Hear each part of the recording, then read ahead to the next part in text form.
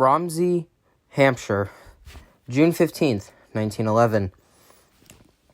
Wilbert Ver Audrey was born. And from 1933 to 1936, he went to St. George's School in Jerusalem. In 1938, he married Margaret Whale, a fellow teacher from his days in Jerusalem. Wilbert loved steam locomotives and quoted, "There was no doubt in my mind that steam engines all had definite personalities. I would hear them snorting up the grade, and little imagination was needed to hear in the puffing and pantings of the two engines the conversation they were having with one another." July 2nd, 1940, Wilbur had a son named Christopher, but when he was about 2 with measles, his father would tell him bedtime stories about steam locomotives, and in one of the illustrations, an engine had a sad face. He asked why it was sad, and said he wasn't out for a while. Have a great influence on the book Three Railway Engines, published in 1945. These stories were centered around 3 steam locomotives. A Great Northern Railway A1 Pacific Class 462 tender engine named Gordon, Sharp, Stewart and Company Furness Railway K2 Class 440 named Edward, and the London, Midland, and Scottish Railway 5MT Black 5 named Henry. But he wasn't exactly like that yet, because the illustrators couldn't draw him right. It wasn't until the second book of the series when Audrey introduced his most well-known character, Thomas the Tank Engine, an E2 class tank engine from the Lenton, Brunnon, and South Coast Railway, who was an 060 and still had a bit to learn. But soon he learned sense and got 2 bogey coaches named Annie and Clarabelle after saving James. In 1953, the Railway series was already getting picked up for TV adaptations by the BBC, but it didn't go so well, and Wilbert had to write a letter to them.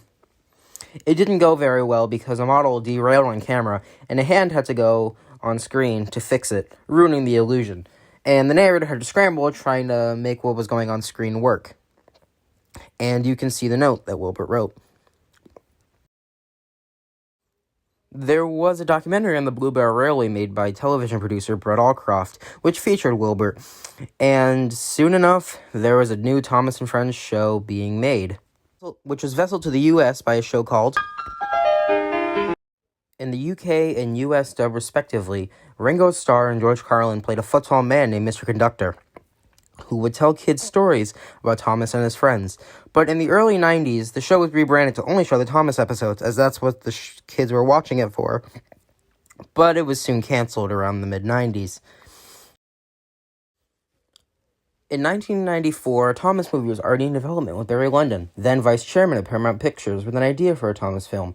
In February 1996, Brett signed a contract to write a script for the film, which ended up coming out in 2000, Thomas and the Magic Railroad.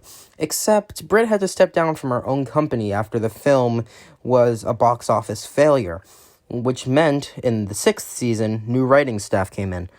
And the character descriptions for these characters were terrible, Edwards being one of the most atrocious.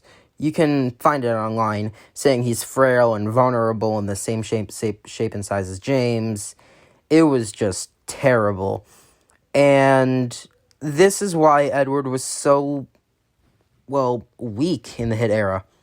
And Season 12 was the first season to use CGI, and they animated the faces, the people, and the animals, and even Harold the helicopter. It was pretty interesting for the time, but because of the CGI, you can tell this was filmed in 2008. But then, Nitrogen Studios came in to animate the 13th to 16th season, which, those episodes were terrible in my opinion, but Blue Mountain Mystery was great, and Andrew Brenner had a hand in the script. And speaking of Andrew Brenner came in to write the episodes from season 17 to 21, but people still didn't care for the episodes, thinking they were just fan service. But, season 20 was an amazing season, and now we know why, because there was a chance it could have been the last season of the show. But then Journey Beyond Sodor came out in 2017, and production of the 21st season started. But then they wrote out Edward, and it was a big mess. Then, Mattel decided to make a soft reboot of the series for the 22nd season to the 24th season called Big World, Big Adventures. And Thomas gained rivets. Why? It's not necessary. In January of 2021, a trailer for a new Thomas season, presumably going to be season 25, was dropped on YouTube, and it was later called All Engines Go, slated to only have 2 seasons, but then got a seasons 3 and 4, with a few characters from the original series and even Railway series coming back to the series. And even if people hated it, it was pretty easy to ignore, with some character attorneys seeming good in concept, but not so good in execution.